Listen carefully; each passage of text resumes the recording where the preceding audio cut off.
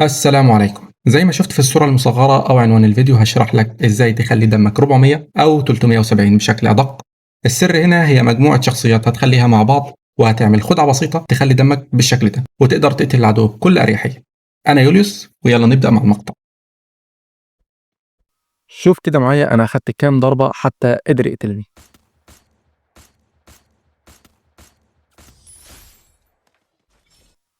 طيب هل ده جليتش او هاكر؟ لا، دي بس خدعة بسيطة في الشخصيات. يلا بينا اوريك ازاي تعملها. وانت بتلعب اكيد لاحظت ان في شريط لونه ازرق بيكون فوق الدم بتاعك داخل المباراة، وفي ناس كتير منكم ما تعرفش ايه هو الشريط ده. ببساطة الشريط ده بيبقى عبارة عن درع فوق نقاط الدم بتاعتك او دم اضافي، بس بيكون داخل المباراة بس ومش بيتضاف على الدم الابيض. واغلبكم بيكون عنده في المباراة 20 او 50 نقطة درع.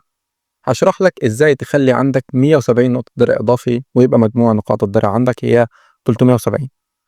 زي ما تشوف كده في اللقطة دي انا كان دمي 200 وعندي درع اضافي 85، لكن اول ما فعلت الشخصية اصبح دمي 165. وزي ما تشوف العدو هو بيضربني بدأ ينقص الدم الازرق قبل الابيض، او ينقص الدرع يعني قبل الدم بتاعي. طيب ايه هي الشخصيات؟ يلا بينا نشرح واحدة واحدة ازاي تفعل الدم بالشكل ده. اول حاجة عندنا وهي شخصية لوكوسا. طيب يا سيدي، شخصية لوكوسا دي بتعمل ايه؟ كل ما تقتل عدو داخل المباراة بيزيد لك نقاط الدرع الازرق 15 نقطة، بحد اقصى 45 نقطة. Triple kill.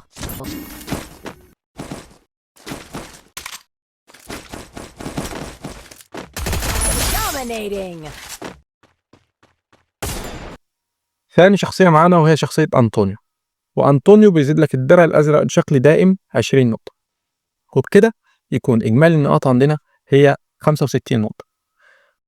تالت حاجة معانا وهي قطعة اسمها قطعة معزز الدرع، ودي بتلاقيها موجودة في الأرض وأنت بتلوت عادي.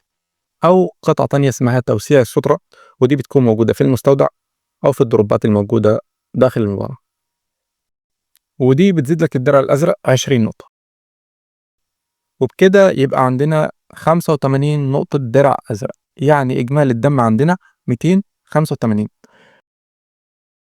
رابع حاجة معانا وهي شخصية شاني، ودي لما بتستخدم مهارة نشطة بتعمل درع أزرق 30 نقطة ليك أو لزملائك المقربين منك داخل الفايت.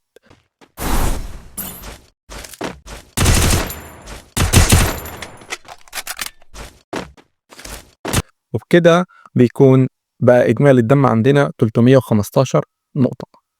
تمام. آخر حاجة معانا وهي الشخصية النشطة واللي حرفيا هتفرق معاك جدا، وهي شخصية زينة. طيب شخصية زينة دي بتعمل إيه؟ شخصية زينة بتزيد لك نقاط الدرع الأزرق 50 نقطة لمدة 12 ثانية. مش بس كده، لا، كمان لما تقتل العدو بترجع تتفاعل مرة ثانية زي شخصية هوكونج أو شخصية الشجرة. أول ما تنزل عدو نوك أو تقتله ترجع تتفاعل مرة تانية وبترجع لك 50 نقطة للدرع الأزرق.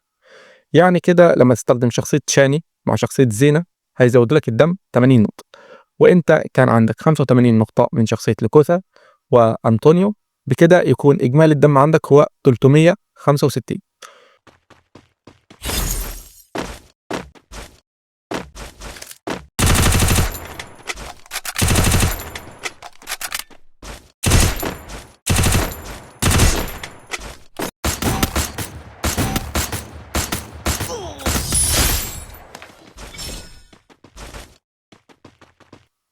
وحرفيا تقدر تقتل العدو بكل سهولة أو تخدع العدو ويفكر إن دمك خلاص بقى في ضربة وانت في الحقيقة دمك كامل.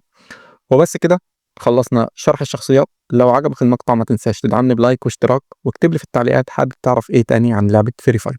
والسلام عليكم ورحمة الله وبركاته. Wipeout.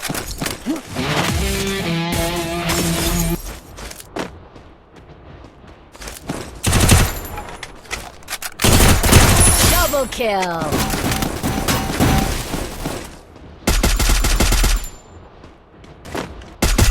Triple kill.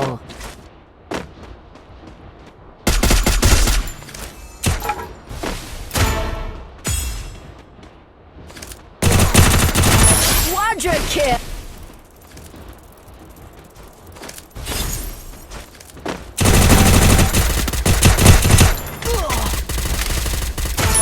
Dominating.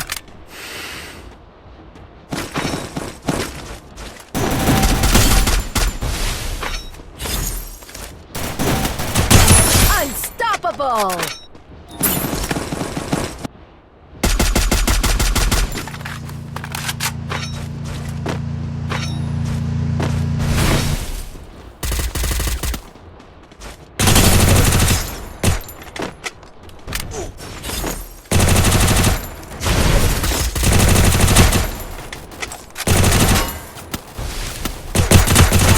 Rampage.